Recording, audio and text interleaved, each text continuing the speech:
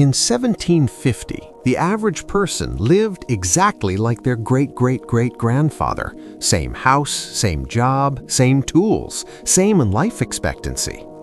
Then something happened that had never happened before in human history.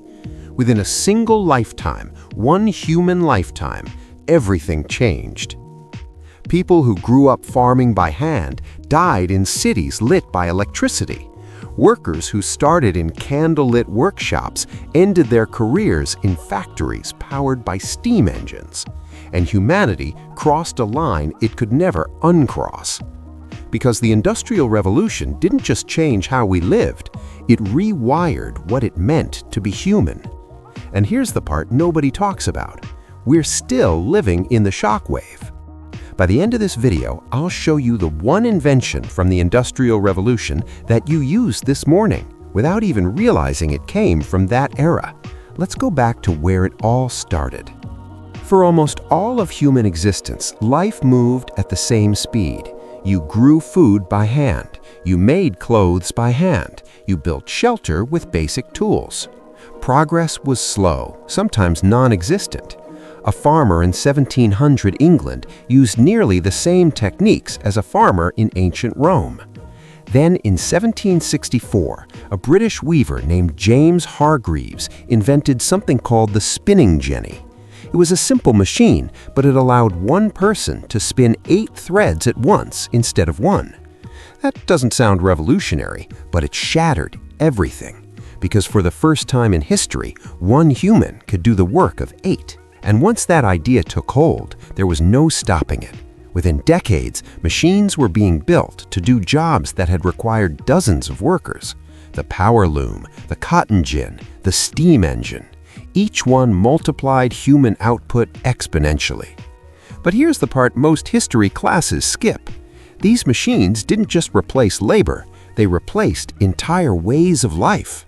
Before the Industrial Revolution, most people lived in small villages. You knew everyone.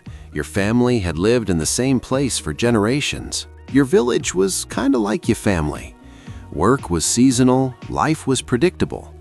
Then the factories opened, and suddenly there were jobs in cities, jobs that paid cash wages instead of relying on harvests. People left their farms, they left their villages. They poured into cities by the hundreds of thousands. London's population exploded from about 1 million in 1800 to over 6 million by 1900. Manchester, a small town in 1750, became one of the largest industrial cities in the world within 50 years.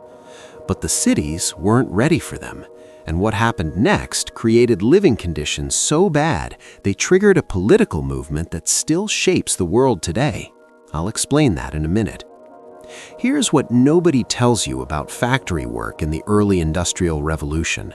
It was brutal. In pre-industrial life, work was hard, but it had rhythm. You worked with the seasons, you rested when it was dark. Factory work destroyed that rhythm. Machines didn't care about daylight. Factories ran 12, 14, sometimes 16 hours a day. Workers, including children as young as 5 years old, stood at machines doing repetitive tasks for hours without breaks. Ruthless stuff. If you were late, you were fined. If you were injured, you were replaced. There were no safety regulations, no worker protections, no unions. Accidents were common. Fingers caught in gears, arms pulled into machines, workers crushed by equipment. And because factory owners wanted maximum productivity, children were often preferred. Their small hands could reach into tight spaces in the machinery. By some estimates, children made up nearly 50% of the workforce in early textile factories. You heard me right, children worked, which was crazy. This wasn't progress, this was exploitation running on steam power. And it gets worse. Remember those hundreds of thousands of people flooding into cities? They had nowhere to live. So landlords built cheap, overcrowded housing as fast as possible. Entire families crammed into single rooms. Buildings were thrown up with no ventilation, no sanitation, no running water. Sewage ran through the streets. Yuck! In industrial Manchester, the average life expectancy for a working-class person was 17 years old. Not because of old age, because of disease, cholera, typhoid, tuberculosis. These diseases spread like wildfire in cramped, filthy conditions, and the factory smoke made it worse, a toxic hotbox. Coal-powered factories belched black smoke into the air 24/7.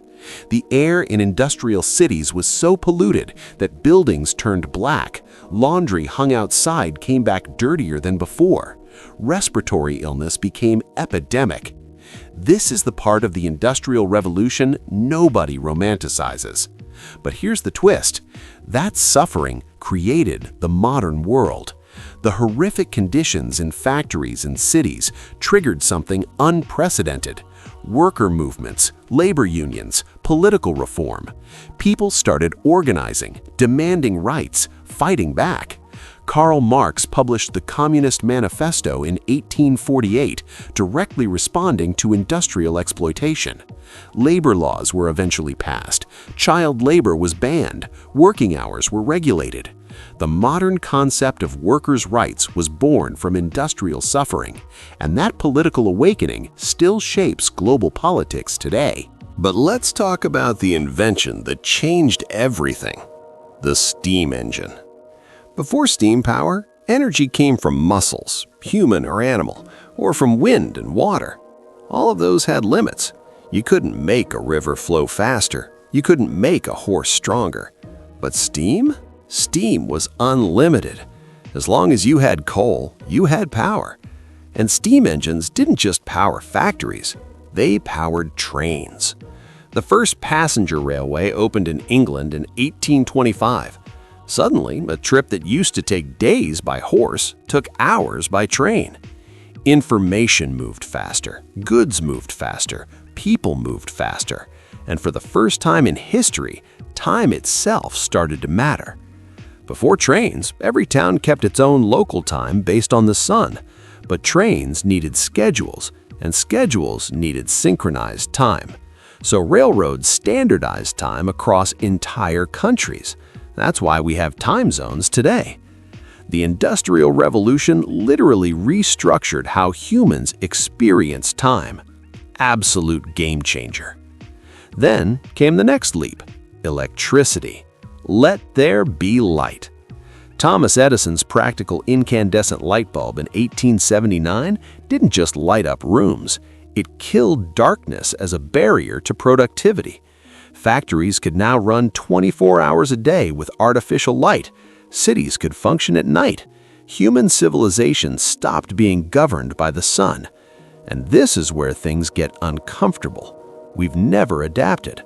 Modern sleep science shows that artificial light disrupts human circadian rhythms, the internal clocks we evolved over millions of years. We're biologically designed to sleep when it's dark. But since the Industrial Revolution, we've been fighting our own biology. Shift work, night shifts, screens glowing at 2 a.m. The Industrial Revolution gave us control over light, and we've been sleep-deprived ever since. Remember I said you used something from the Industrial Revolution this morning? It's not your phone, it's not your car. It's standardized time. The concept of everyone following the same clock, showing up to work at the same time, scheduling meetings, catching trains, that's an Industrial Revolution invention. Before that era, time was loose, flexible. Now, your entire day is governed by it. Alarms, schedules, deadlines. The Industrial Revolution didn't just give us machines, it gave us the structure of modern life itself. So how did the Industrial Revolution change humanity forever? It didn't just change what we built, it changed what we are. Before, humans lived in small communities, worked with their hands, and followed natural rhythms. After, humans became urbanized, machine-dependent, and governed by artificial schedules. We went from living with nature to working against it. We gained incredible power, trains, electricity, mass production, global communication, but we lost things too. We lost the rhythms our bodies evolved with. We created systems that demand constant productivity. We built cities that poison the air we breathe. And here's the scariest part. We can't go back. Even if we wanted to return to pre-industrial life, we couldn't. There are now 8 billion people on Earth. Pre-industrial agriculture couldn't feed a fraction of that. The Industrial Revolution didn't just change humanity, it locked us into a path we have to keep following, whether we like it or not. So, the next time you check the time, ride a train, or turn on a light, remember, you're not just using technology, you're living inside the machine that the Industrial Revolution built. And that machine, it's still running. If you enjoyed our walkthrough of how humanity's technology got to where it is today because of the Industrial Revolution, drop a like and leave a comment on what invention you're most happy about. Thanks for watching, and remember, stay infinite.